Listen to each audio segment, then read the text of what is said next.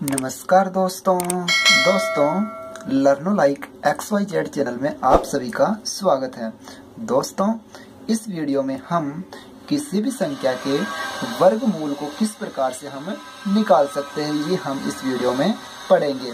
तो हम यहाँ पर देखते हैं how to find square root of any numbers. तो यहाँ पर हम देखते हैं कि हमारे पास कोई संख्या है 4 और इस संख्या 4 का हम जब वर्ग करते हैं तो 4 का वर्ग करने पर हमारे पास प्राप्त होता है 16।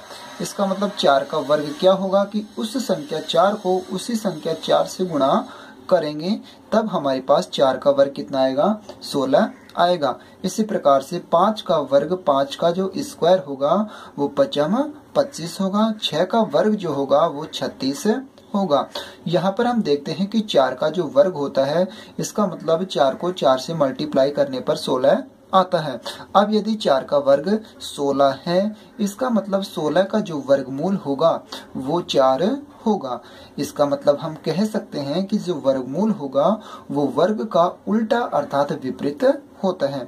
इसी प्रकार से 5 का वर्ग 25 है, तो 25 का वर्गमूल जो 25 का स्क्वायर रूट होगा वो 5 होगा। इसी प्रकार से 6 का वर्ग 36 है, तो 36 का वर्गमूल 6 होगा, 6 होगा। इसी प्रकार से 81 का जो वर्गमूल होगा वो 9 होगा। अब हम यहाँ पर देखते हैं अभाज्य गुणनखंड द्वारा वर्गमूल किस प्रकार से हम ज्ञात कर सकते हैं। तो इसके लिए हम एग्जाम्पल लिखते हैं। एग्जाम्पल नंबर फर्स्ट में हम निकालते हैं संख्या 144 का वर्गमूल। इस अभाज्य गुणनखंड विधि द्वारा 144 का वर्गमूल हम किस प्रकार से निकाल सकते हैं। तो इसके लिए हम क्या करेंगे दोस्तों, इसके लिए हम दोस्तों क्या करते हैं, इसके लिए हम एक संख्या लेते हैं। हम यहाँ पर ऐसी संख्या लेंगे जिसका भाग 144 में देते हैं। ऐसी छोटी से छोटी संख्या हमें लेनी है जिसका 144 में पूरा भाग जाता है। तो हम यहाँ पर छोटी से छोटी संख्या 2 लेते हैं। अब इस 2 का 144 में भाग देंगे। इसका मतलब 2 से भाग का मतलब होता है 144 का आधा, अर्थात 144 का आधा आएगा 72। अब 72 में फिर से हम छोटी से छोटी संख्या का भाग देंगे जिसका भाग पूरा जाना चाहिए। अब 2 का भाग 72 में पूरा चला जाता है। इसका मतलब 72 में 2 का भाग देंगे तब 36। अब 36 में 2 का भाग देंगे 18। 18 में 2 का भाग देंगे 2 नाम 18। और 9 में अब किसका भाग जाएगा, 2 का नहीं जा सकता। अब 9 में हम छोटी से छोटी संख्या 3 का ही भाग दे सकते हैं, क्योंकि 3 का ही भाग 9 में पूरा जाता है, इसलिए 3 में किसका भाग जाएगा, 3 में 3 का ही जाएगा, 3 1 जा 3। अब यहाँ पर हमारे पास 1 आ गया। अब हम यहाँ पर क्या करेंगे, अब हम यहाँ पर जब तक हमारा रिमाइंडर 1 नहीं आ जाता, जब तक हमें ये प्रोसेस करनी है। अब हम यहाँ पर क्या करते हैं, यहाँ पर हम बनाते हैं 2 नंबर्स के पेयर बनाते हैं। यहाँ पर हम 2 संख्याओं के क्या बनाते हैं, जोड़े। देखिएगा यहाँ पर सबसे पहले एक जोड़ा हमारा एक पेयर्स बन जाता है 2 का, फिर दूसरा पेयर्स भी हमारा बन जाता है 2 का, और तीसरा पेयर्स भी हमारा किसका बन जाता है, संख्या 3 का बनता है।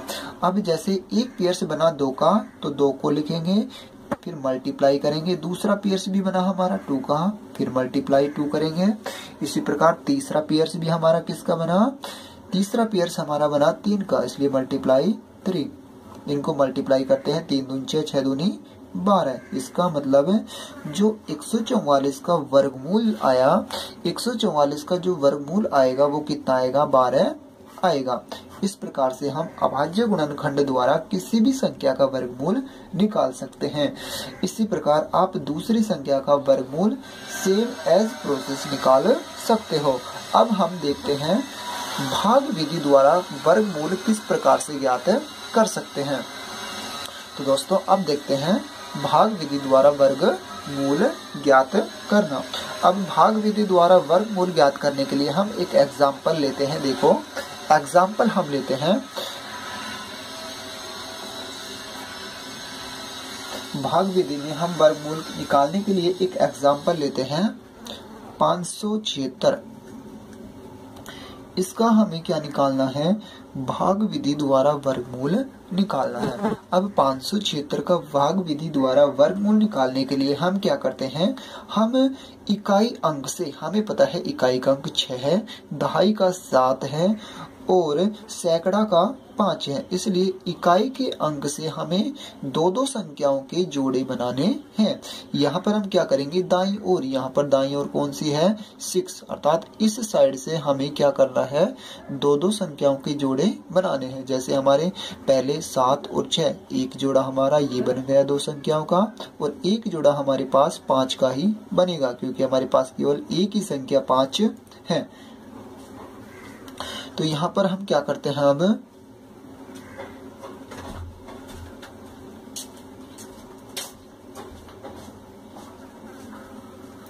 यहाँ पर अब हम देखते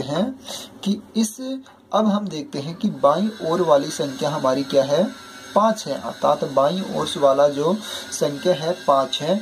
इस 5 का हमें क्या करना है कि अब हमें एक ऐसी संख्या लेनी है, ऐसी बड़ी से बड़ी संख्या लेनी है जिसका वर्ग करने पर या तो 5 आए या 5 से कम आना चाहिए। इसका मतलब यदि हम देखते हैं कि 2, हमें ऐसी संख्या देखनी है जिसका वर्ग करने पर या तो 5 आए या 5 से कम आए।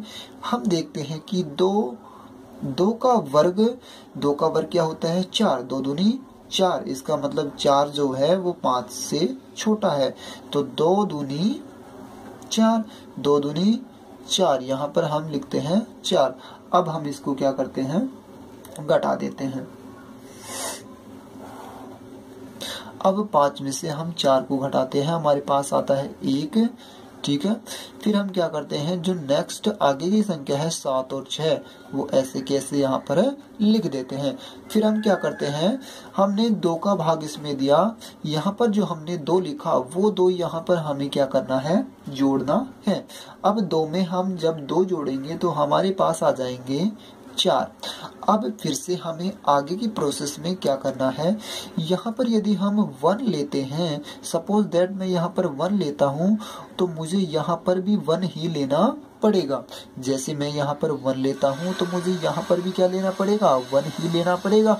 अब जो मैंने यहाँ पर 1 लिया और मैंने यहाँ पर भी क्या लिया, 1 लिया, अब यहाँ पर 1 लिया तो ये हमारे पास कितने हो गए, 41 हो गए। तब मुझे इस 41 को यहाँ पर जो 1 लिया, इस 1 से क्या करना पड़ेगा, मल्टीप्लाई, गुणा करना पड़ेगा। तब हमारे पास हमें ऐसी संख्या यहाँ पर लेनी है जिससे इस संख्या को इस संख्या से गुणा करने पर ये वाली संख्या आ जाए या इससे कम आए। इसका मतलब हम जब यहाँ पर 1 लेते हैं, यहाँ पर भी हम क्या लेते हैं, 1 लेते हैं, तो 41 को 1 से गुणा करने पर 41 आता है, लेकिन हमारे पास कितने आने चाहिए, 176 आने चाहिए। तब हम देखते हैं कि यहाँ पर हम 2 लेंगे तभी भी नहीं आएंगे, 3 लेने पर 43 को 3 से गुणा करेंगे तभी भी 176 नहीं आएगा। यहाँ पर हम लेते हैं 4 और यहाँ पर भी हमें कितना लेना पड़ेगा, 4। अब इस 44 को हम मल्टीप्लाई करेंगे इस 4 से, 44 को 4 से गुणा करते हैं तब हमारे पास आते हैं 176। अब हमारे पास कितने आ गए, 176। 176 में से 176 हम घटाएंगे तो हमारे पास रिमाइंडर जो आएगा, शेषफल जो आएगा वो कितना आ जाता है, 0 आ जाता है। अब आगे की प्रोसेस में हम क्या करते हैं, इस 44 में यहाँ पर हमने जो 4 लिखे वो फिर से यहाँ पर हमें क्या करना है, +4 ऐड करने हैं। लेकिन अब हमें ये प्रोसेस आगे नहीं करनी है क्योंकि हमारे पास ऑलरेडी रिमाइंडर जो शेषफल है वो कितना आ चुका, 0 आ चुका। इस प्रकार से जब तक हमें ये प्रोसेस करनी है जब तक हमारा शेषफल 0 नहीं आ जाए। इस प्रकार जो 576 का जो वर्गमूल आया वो कितना आया, 24 आ गया। इस प्रकार से हम भाग विधि द्वारा भी वर्गमूल ज्ञात कर सकते हैं। तो यदि वीडियो आपको अच्छा लगा तो वीडियो को लाइक करें, सब्सक्राइब करें।